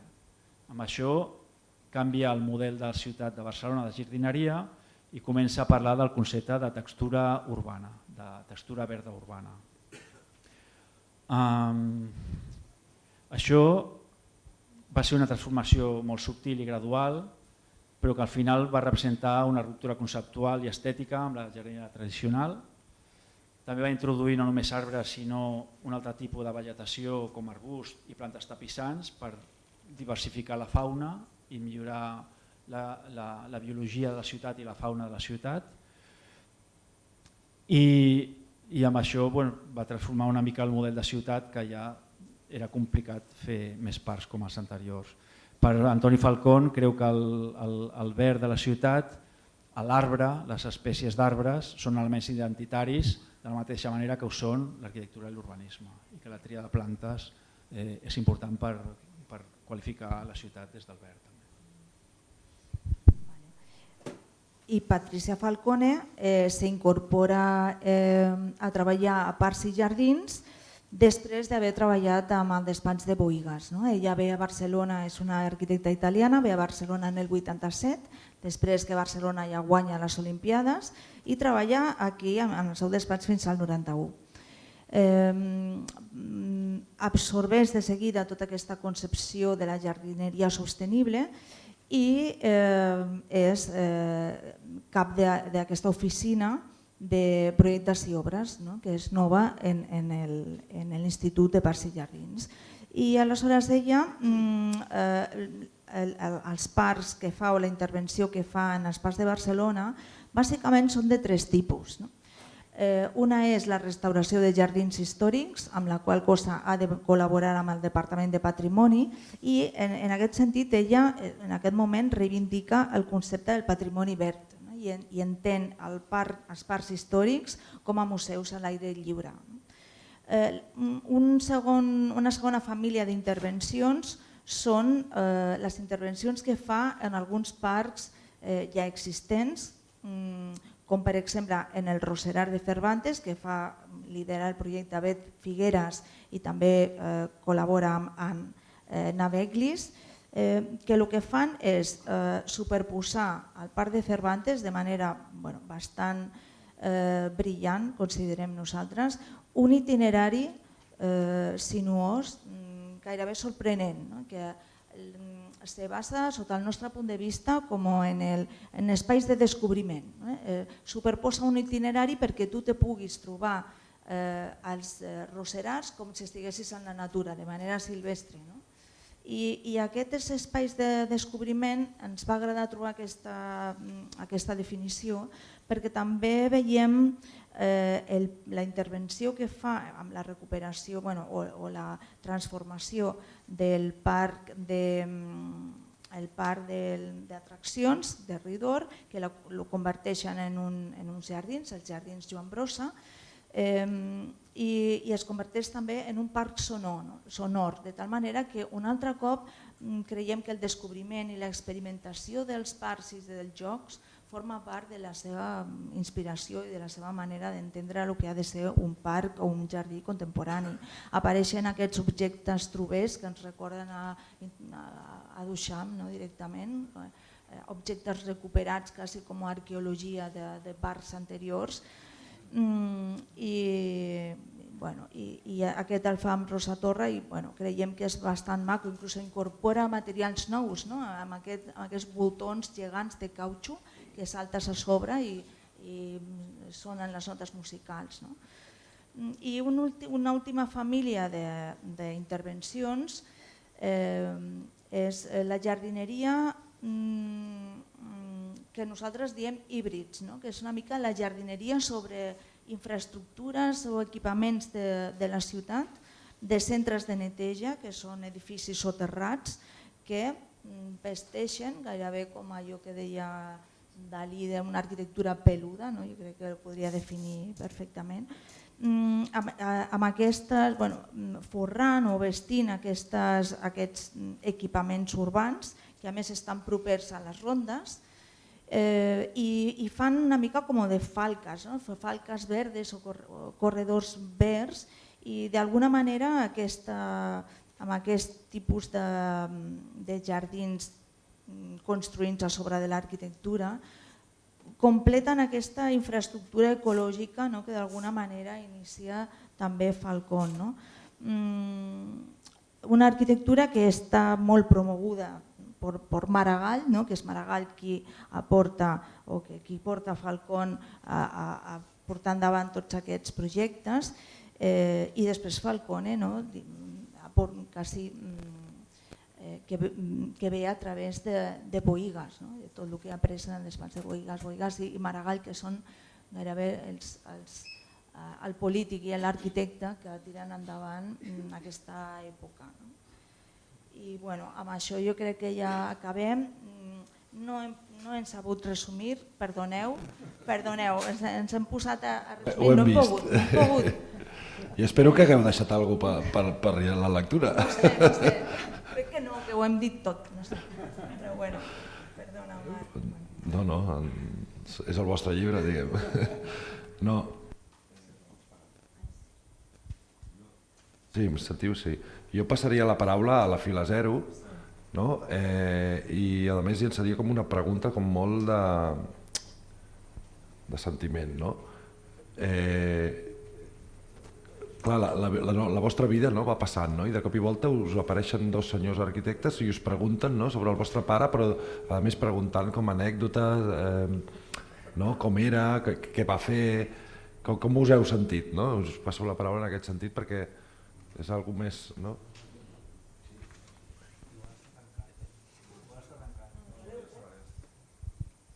Bona tarda, no sabeu el que feu si em doneu un micròfon. La primera cosa que voldria dir és que aquest llibre feia falta. Vull dir, és el mateix que és una novel·la, doncs feia falta, jo m'ho he passat molt bé. 2, que a partir d'aquest llibre el concepte arquitecte jardiner deixa de ser un oxímoron. Perquè sembla que... Sí, no, una hora que es pot dir. És com realitat virtual i aquestes coses, com un instant eterno. No, arquitecte jardiner, està molt bé. Gràcies. I una mica jo vaig prendre unes notes quan llegia el llibre, que m'ho vaig passar molt bé, més que qualsevol sèrie, perquè aquests llibres fan falta. Primer agrair aquesta valentia de publicar aquest llibre, que estructuralment, històricament, és l'evolució de les actuacions i els professionals, de les actuacions, de la política, de tot. Evidentment, dintre de l'estructura ja havíem estudiat bastant allò, en Forestier, i jo agraeixo com si diguessin que dintre d'aquesta estructura surti el nom del Riudor i Casamor i Falcón i Falcone, perquè no són tan estudiats, primer perquè coincidien en una època, diguem, fosca, i l'altra perquè és molt recent. Vull dir que això també està bé tenir la valentia d'incorporar aquestes èpoques.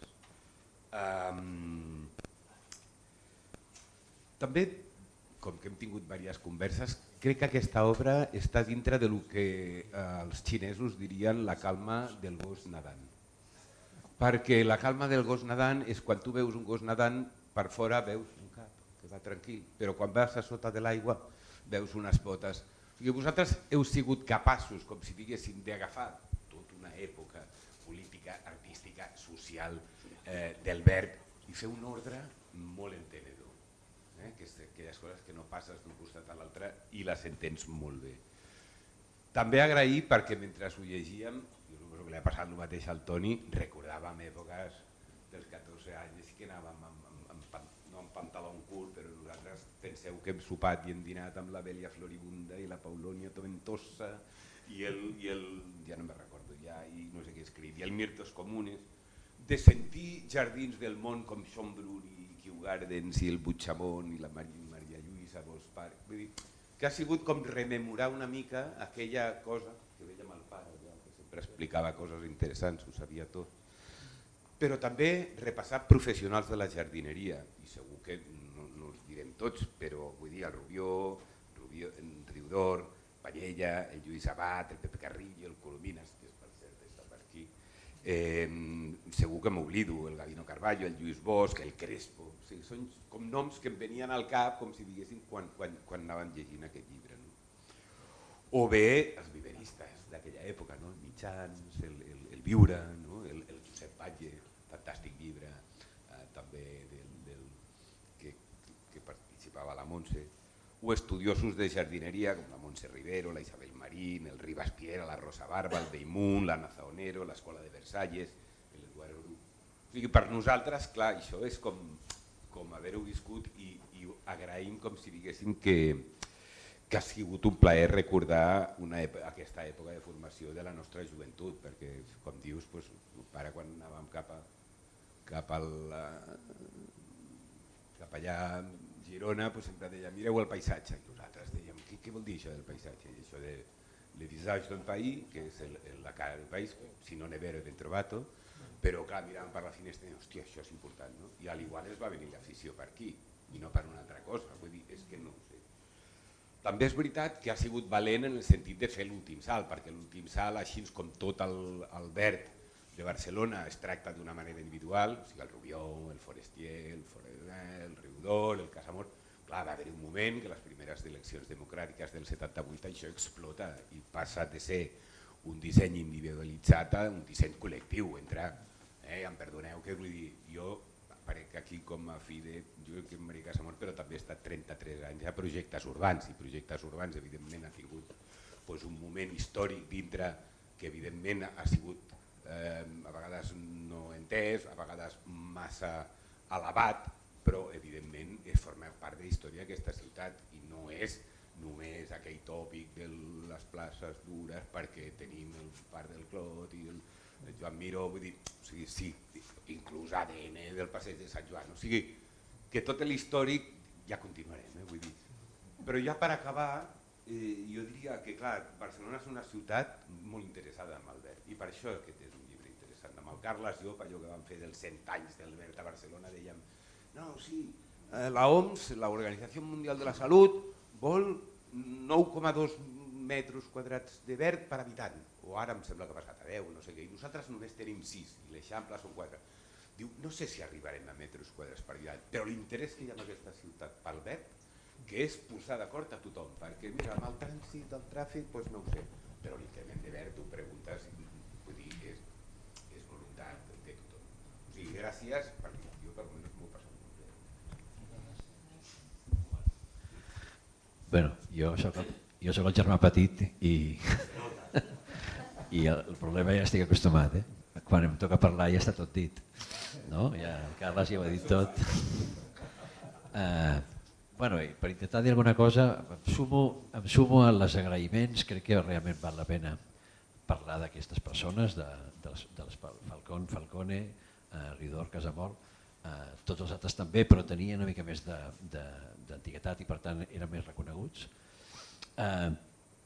Jo crec que una cosa que m'agradaria dir-vos, a part dels agraïments i les experiències tan maques que hem viscut a través del vostre llibre, és que a pesar de tot, a pesar que voleu que aquest llibre sigui de jardineria, parla molt d'arquitectura, no només perquè com que són arquitectes els que surten al llibre, tot el que fan els arquitectes són arquitectura, no tant per això, sinó perquè d'alguna forma jo crec que aquest llibre, d'una forma amb el fil que estableix de la jardineria a Barcelona a través del segle XX, està donant una clau d'una dimensió de l'arquitectura catalana. Una dimensió de l'arquitectura catalana que es fonamenta en l'interès per la natura, que es fonamenta en l'interès per l'espai públic, que es fonamenta amb la ciutat per si mateixa, amb la qualitat urbana, amb la qualitat de l'espai de la ciutat, i que jo crec que hi ha un moment també molt important que aquest interès, que hi ha un fil molt conductor que comença des de principis del segle XX fins a l'actualitat, hi ha un moment molt important que jo diria que és en el moment en què acaba Casamor i que comença Falcón, hi ha un moment molt important en què no només comença també la feina de projectes urbans, que és molt important, sinó també tot aquest món del paisatgisme i de la jardineria sobre la ciutat, en tots els despatxos de la ciutat, que es posen a fer projectes de jardins, de parcs, de places, i fins podríem posar una data de començament. Jo diria fins i tot que seria més o menys quan es convoca el concurs de l'escorxador, que si repasses la gent que es presenta, està l'Eduard Bru, hi ha l'Enric Batlle, hi ha el Bofill, hi ha el Miralles amb el Pinyó en Via Plana. Són tota una generació de despatxos i d'arquitectes molt importants, molt interessants, que acullen, que agafen aquest testimoni del paisatgisme i de la jardineria i l'incorporen a la seva feina. I això té un gran valor perquè d'alguna forma és una disseminació de l'interès per al paisatge, de l'interès per la jardineria, de l'interès importantíssim de l'arquitectura de Barcelona per l'espai públic, i és una generació d'arquitectes que comencen a treballar la seva arquitectura en funció de la ciutat. No estan tan interessats en fer un edifici maco, estan interessats a resoldre el lloc. Quan fan diversos edificis s'interessen per l'espai que hi ha entre els edificis i menys per els edificis en si. I és tota una forma de treballar l'arquitectura que ve d'aquí, ve de la jardineria, de l'espai públic, de les places, d'aquest interès que venia de Rubió, que venia de Riudor, que venia segurament una mica de Casamor, que venia de Forestier i que venia del disseny de la part de la Ciutadella, etc. Però crec que un gran valor d'aquest llibre és precisament que en el fons està donant una clau també sobre l'arquitectura, sobre el llenguatge de Miralles, també, que és un dels que està treballant també als anys 80 en aquest moment de l'obertura importantíssima del paisatgisme cap a tots els espais de la ciutat. I això és una cosa que no passa a altres ciutats, no passa a Madrid, no passa a València, no passa a París en aquest moment, no passa d'aquesta manera per almenys. Per tant, crec que aquest llibre està obrint una llum, està fent aflorar, mai més ben dit, una dimensió de l'arquitectura catalana sense potser sospitar-ho o sense que vosaltres volguéssiu, però jo l'he vist així i crec que és un llibre molt important, molt més important del que va una mica més enllà d'explicar la història de 8 persones o de 8 professionals i que ens explica una mica a tots el que som i el que volem i per què ho fem. Per tant, moltes gràcies. Ara passaria la paraula per al·lusions, quasi també per un ordre, no? Ja que els Casamor han parlat del que venia després, dels Falcone, jo ja estan allà a la pantalla també una mica us cedeixo la paraula per comentar tot això que dèiem, no? Com us heu sentit també al parlar amb el Xavier i la Eva i recuperar i fer aquesta memòria d'anècdotes o de conceptes que anaven sortint. Què tal? Bona nit. Espero que ens sentiu bé. Parlem des del desert de Jordània i estem encantats de poder-vos acompanyar. Nosaltres, seguint una mica el símil de la senyora Rivero, que parlava del símil amb la jardineria i la botànica, diríem que d'alguna manera ens sentim, crec jo, no he consultat a la Patrícia, però jo diria que ens sentim com dos gingos, les úniques espècies vivents de la família de les gingoides. És a dir, de tot el llibre, els dos personatges que encara estem amb vosaltres som nosaltres i, a més, com que es dona el cas que hi ha peu mascle i femella en aquest gènere, doncs mai millor dit, som aquí un parell de gingos expectants i encantats d'escoltar-vos, agrair-vos a totes les intervencions que heu tingut, en especial als autors del llibre, també amb el Carles Casamor, i dir-vos que les sensacions que hem tingut quan nosaltres hem arribat a Parcs i Jardins, parlo per mi, crec que ara no seria el moment de traslladar-les, entre altres coses, precisament per això, perquè estem vius i seria segurament una mica pedant o immodest el que jo us pogués explicar. Crec que està força ben recollit tot el que surt en el llibre i hem estat molt contents de compartir les estones que hem tingut amb els autors. Agrair també a l'Ariadna com a editora que hagi fet possible que aquest llibre hagi sortit a bon port. Jo per part meva dic que m'ha agradat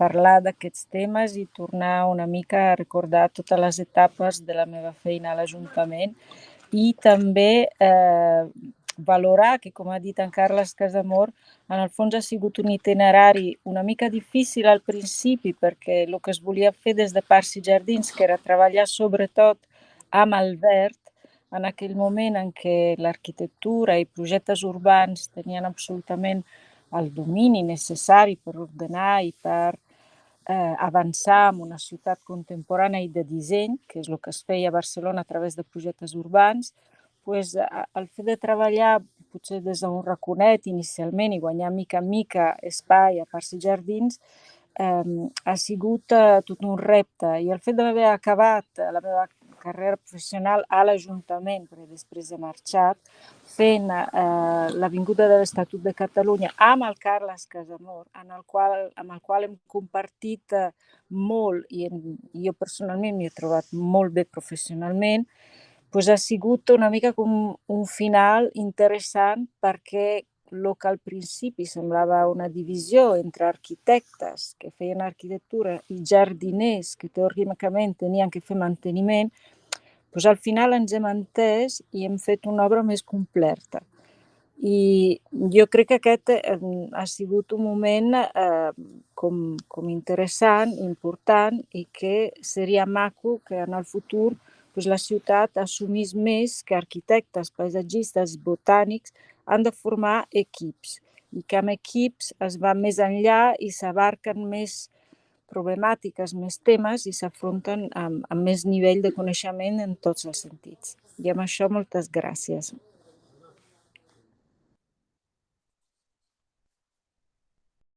Els senyors Martínez. Vale. Primer, no teníem pensat intervindre. Llavors això és una miqueta per sorpresa. Dos qüestions que se m'acudeixen que poden ser interessants.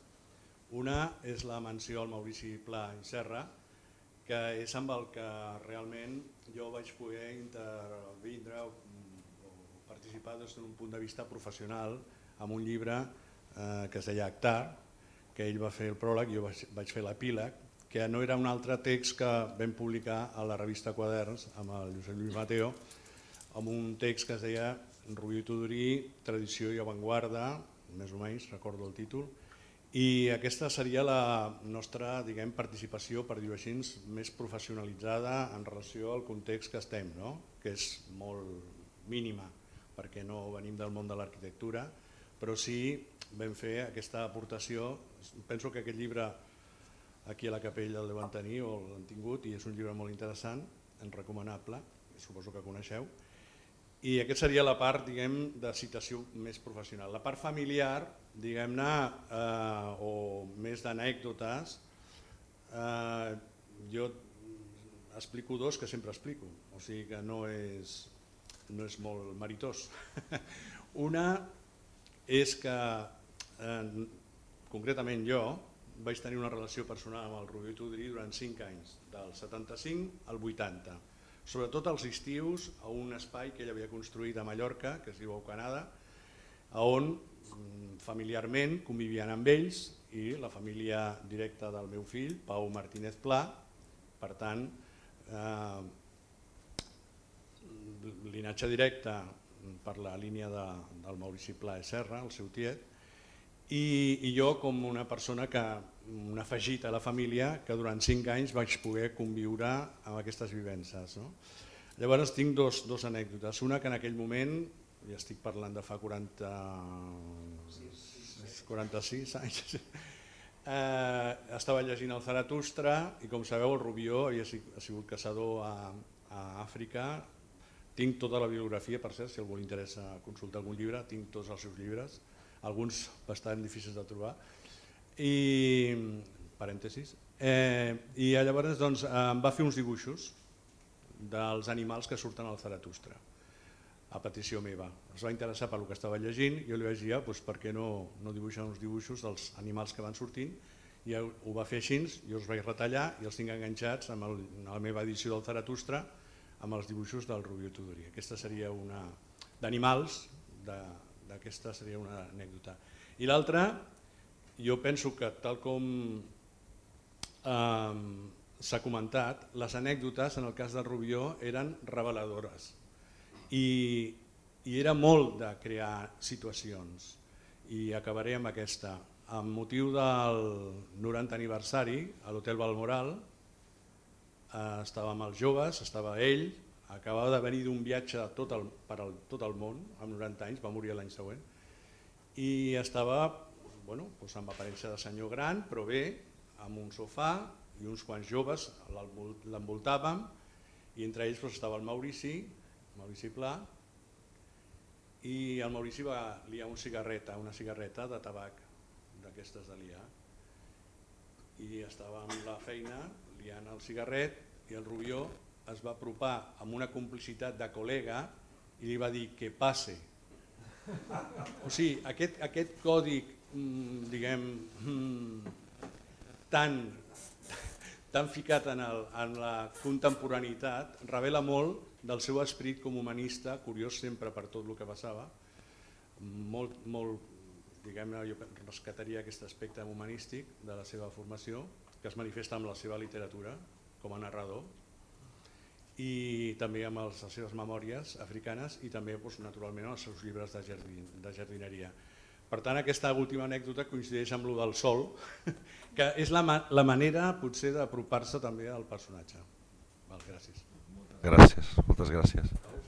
Pau, no vols? No, jo per part meva, simplement, el meu vincle i els meus records no són ni professionals i familiarment són infantils, aleshores simplement espero que el meu paper en el naixement d'aquest volum hagi estat el de, sobretot a través del meu pare, haver pogut contribuir com a facilitador, diguéssim, amb la informació que també ell els va proporcionar. Jo, clar, evidentment, com dic, crec que tenia 6 anys, sí el recordo, però clar, és que no ve el cas del que seria el contingut substantiu de l'obra, però bueno, hi ha hagut aquest contacte i hem intentat volcar, diguéssim, la informació pertinent en el volum. Moltes gràcies. Moltes gràcies a vosaltres. Passem, sí, anem passant. Bé, jo volia agrair també el llibre perquè per mi ha posat sobre la taula una qüestió molt interessant, que és el binomi entre natura, civilització, natura-cultura. Per cas és el mateix, no? Aquesta és una experiència humana que també, com la Montse Rivero ha esmentat, comença des de molt antic, no? I que està, el llibre Don, a mi em sembla una visió molt sintètica però molt aclaridora de com amb els canvis socials canvia també aquest binomi, com es relaciona aquest binomi, com la natura entra a dins la civilització i la cultura i com la cultura també acull la natura, perquè és un feedback, va amunt i avall. I jo aquí ja només volia, per no allargar-me molt, recordar que els jardins històrics, en aquest cas el Parc Güell, és una pena perquè la gent jo crec que no l'entén, perquè no sap primer que és un parc jardí natural, que el que pretén és mostrar la naturalesa com és, i Gaudí va tenir l'art de fer-ho sense que es notés que manipulava massa la naturalesa. I per altra banda també volia que fos un jardí meditatiu dirigit a pensar com en aquells moments es plantejava la relació entre natura i civilització. Estem al final a la gran progrés industrial on hi ha les crítiques de que l'home s'ha mecanitzat, s'ha deshumanitzat i la natura té que tornar a entrar a dins de la ciutat. En aquest cas em sembla que tampoc es fa justícia perquè el programa constructiu del Parc Güell és a 4 mans, és Güell-Gaudí. Güell aporta les idees, ell té una idea de ciutat nova, ell té una idea de societat nova que vol plasmar, on la natura hi entri. Gaudí l'ajuda a materialitzar. Per altra banda, Gaudí també aporta tot el seu assaig. És veritat, Gaudí només va escriure un article, no hi ha res més escrit, però sí que va escriure amb el llenguatge arquitectònic moltes de les seves idees. I llavors, un dels assajos que jo dic plàstics estan just en el Parc Güell. En els viaductes és un itinerari per veure el recorregut de com en l'arquitectura la natura ha estat present. I tenim els tres viaductes, l'alt, el baix i el del mig, i al final ell fa tota una experimentació sobre la manera de sostenir del gòtic, del romànic, però acaba amb el que és aquesta arquitectura que aprèn de la naturalesa mecànicament, que és el viaducte que està just al costat, a davant de la casa que habitava el comte Güell, que és aquesta la famosa curva mecànica per sostenir, on tota la forma te la dona la mecànica de la funció que vol tenir aquest tros de viaducte. És un recorregut, és un assaig d'arquitectura. Jo penso que seria bo que en aquest jardí hi haguessin explicitats aquests recorreguts. Aquest recorregut que és un assaig sobre l'arquitectura i com l'arquitectura pot aprendre funcionalment i mecànicament de la natura. L'altre recorregut és el de la façana principal, que és tot un recorregut sobre el plantejament de natura i civilització amb el mite de Delfos i Apol·lo i Dionís, que aquí té que veure les fonts, té que veure el mal denominat temple dòric, perquè no vol ser un temple, sinó un lloc de diàleg entre natura i obra humana raonada, perquè de fet hi ha un moment en què es combinen i sabeu que quan apareixen els 4 medallons que representen els equinocis i els solsticis, no hi ha columna, preval l'ordre del cosmos. Vull dir que hi ha tota una sèrie de reflexions que seria bo perquè el que es passeja pel jardí ho pogués disfrutar, estiguessin potser explicitats. Hi ha més itineraris, però ja no d'això. Només dic que seria bo, i com també seria bo en tots els altres jardins que heu explicat, quin és el concepte de relació que hi ha entre el verd i la ciutat. Penso que això aniria molt bé perquè ajudaria també, com ha dit Carles, a que Barcelona s'interessés més per les zones verdes i les fes seves. Molt bé, moltes gràcies. Ha tret un tema molt interessant que és per un altre llibre, si voleu, que és el turisme, el jardí històric i el turisme. Però bueno, no hi entrarem, oi? Senyor Riudol. La primera conversa telefònica que vas tenir amb el Xavier em vaig quedar una mica inquiet perquè em va semblar que teníeu unes idees una mica fixes, una mica, és a dir, uns prejudicis, diguem-ne. I després d'una conversa que va durar 4 hores i mitja, amb la qual vam demostrar que els tres som el que en italià en diuen un culo di ferro, doncs a partir d'aquest moment vaig veure que teníeu un entusiasme tan increïble que això segurament ens portaria a bon port. Finalment ha estat així, amb qüestions de detall que òbviament no són del cas, i aleshores la vostra anàlisi és interessant, si més no perquè parteix des de l'especialista en projectes.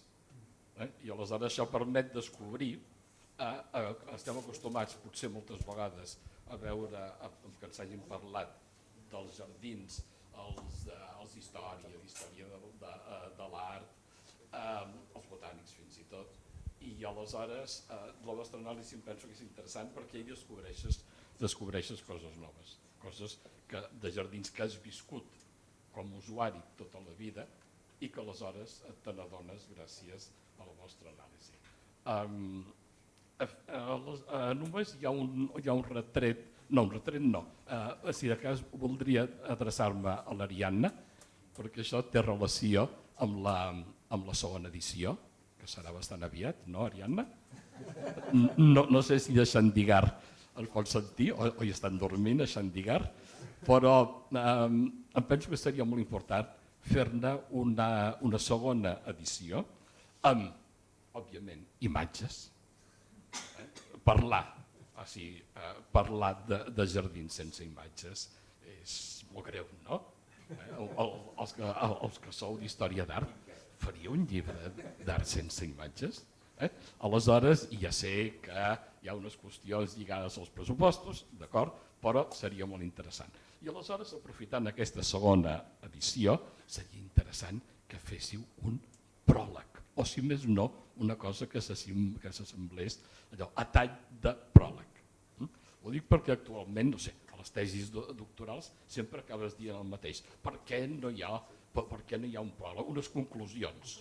Perdó, un epíleg. Perdó, unes conclusions. Epíleg. Sí, aleshores, un pànic, que no sé si és generacional o què, a posar unes conclusions.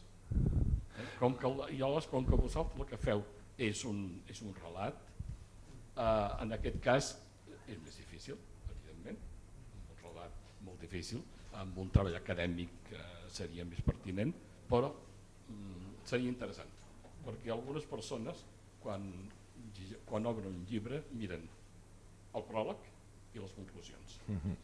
I aleshores entremig algunes coses. Aleshores, hi ha una altra qüestió que ha sortit aquí, ha sortit el jardí com a obra d'art, etc., la relació amb la natura, tot això, però a veure, el jardí i els jardins, els parcs públics, tenen uns usuaris. Aquests usuaris són de diferents edats. Aleshores, alguns d'aquests usuaris els importa poquíssim algunes coses. Fins i tot els importa poc que els expliquin que si les plantes i el creixement sostenible els importa molt poc. Em refereixo als nens. Està molt bé que els nens, evidentment, el jardí és un instrument de l'aprenentatge de la natura que molt sovint queda lluny ja de la ciutat. Però hi ha un altre aspecte molt important i és l'aspecte lúdic. Això és importantíssim. I aleshores em penso que, així com al segle XIX va començar a haver-hi parcs a partir del Tívoli, per exemple, i d'altres que van anar fent-se per tota Europa, parcs, és a dir, de llocs com a Barcelona, podria dir, els Camps Elisis, d'alguna manera. Aleshores, però molts d'ells estaven destinats a un públic adult. I hi ha aquests usuaris que són els nens. I això és una cosa molt important. El Parc Güell. El Parc Güell jo recordo haver-hi jugat amb els companys de l'escola el dia abans d'un examen, per tant, el mes de juny, en aquella esplanada, sense ningú. Érem només uns quants alumnes de quart i cinquè del Costa i Llobera. I no hi havia ningú més, a l'any 1964 i 63. Aleshores, és clar, avui és inimaginable, però l'haver utilitzat, utilitzar el Parc Güell com un lloc, ja no dic per jugar fet amagar, el que va significar, però això també és molt important. Això vosaltres en parleu en el moment que era el meu pare, i això sí que ve, evidentment, de l'escola moderna, etc. Nosaltres, per exemple, el meu germà i jo vam anar a una escola Montessori, per tant, això hi era, aquí a la Costa Llobera i l'escola Santana, per tant, que això era important, l'aprenentatge de la natura, però hi ha un altre aspecte que és això, una cosa absolutament lúdica. Jo, per exemple, em vaig indignar molt quan vam plantificar el monument del doctor Robert a la plaça Tetuan. La plaça Tetuan era un dels pocs llocs que hi havia a la dreta de l'Eixample per anar a jugar, a no ser que anessis al parc de la Ciutadella, que era més lluny. Aleshores, allí al mig hi havia una pista per patinar. I en lloc de la pista de patinar, que era una cosa útil, i plantifiquen el doctor Robert, que als nens no els importava gens ni mica. Per tant, penseu una cosa, el jardí de la casa on estimulejàvem a Tiana era la pitjor targeta de presentació d'un arquitecte paisatgista. Per què? Perquè era un jardí que havia anat evolucionant en funció del nostre creixement. I aleshores va arribar un moment que allò era una pista al qual hi havia 15 criatures en bicicleta donant voltes. Aleshores, després, era un jardí on tot estava permès. Tot em refereixo a fer obres públiques. El que vèiem al nodo ho reproduïem en el jardí de casa i el nostre pare no ens va dir mai res. Agafàvem una pala, acabàvem, fèiem obres públiques, fèiem carreteres i autopistes per jugar amb els dinquitois. Els que sou joves no sabreu què són els dinquitois, els que sou grans sí. I aleshores, i a part d'això, fèiem embassaments i cascades, etc. Per tant, hi ha aquest aspecte lúdic que és molt important. És molt important. I vosaltres hi ha un moment que és molt maco, que parleu, dieu, per exemple, que hi ha com la vegetació, una vegetació que diguem-ne que els pares, els adults poden veure i per sobre. Això m'ha semblat que era molt maco. I per acabar ja, voldria adreçar-me a Falcón i a la Patrícia, no sé si són o si són al Wadi Rum. Encara sou al Wadi Rum? Molt bé, doncs em sembla molt interessant el que s'ha fet en aquests últims temps de la disseminació de petits àrees que són zones verdes, però sobretot són espais per jugar. Si esteu al Guinardó, on hi ha uns nets del meu germà, per exemple, ara actualment pots anar amb uns jocs que hi ha a la plaça del Guinardó, uns altres nous, i per tant aquesta idea de la disseminació d'espais verds, evidentment, fa molta falta, però també espais per jugar als nens. Per tant, en aquest sentit, em penso que el treball que s'ha fet en aquests últims anys és molt positiu. I gràcies, en tot cas, bon llibre. Moltes gràcies per aquestes anècdotes. Lo de les imatges ho han fet expressament per fer un segon volum. El senyor Collet, no sé si vol...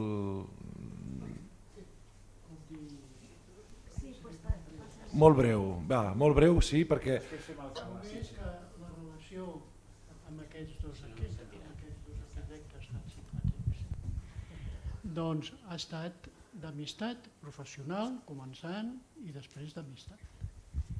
I ens hem entusiasmat amb el projecte d'aquest llibre perquè me l'han sabut transmetre i jo l'he transmès tots els meus coneixements, els meus interessos sobre tenir una Barcelona bonica, verda, i he d'agrair-los molt el treball que han fet amb aquest llibre. Res més. Gràcies. Jo suposo que deu haver-hi algunes preguntes, algun comentari de part del públic, però jo us convidaria a fer-lo amb una copa de cava i sense micros. Gràcies a tots per venir, moltes gràcies.